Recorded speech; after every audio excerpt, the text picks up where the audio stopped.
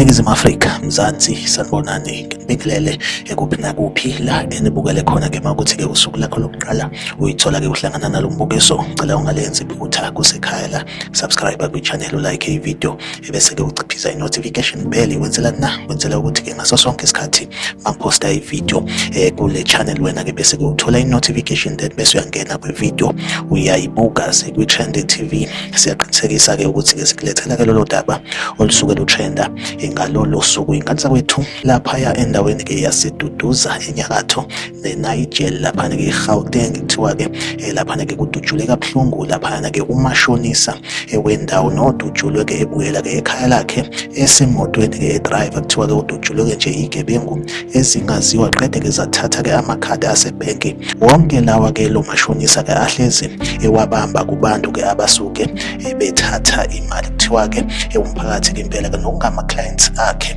ethiwa-ke impela-ke ushiyeke iy'nhliziyo ezibuhlungu since-ke kuhambe amakhadi abo. Emva kwesikhashana-ke kuthiwa-ke la makhadi abeke ese-withdrawa kuma-ATM laphana-ke ko-Germiston, ko-Boksburg, kanjalo-ke nako-Brakpan.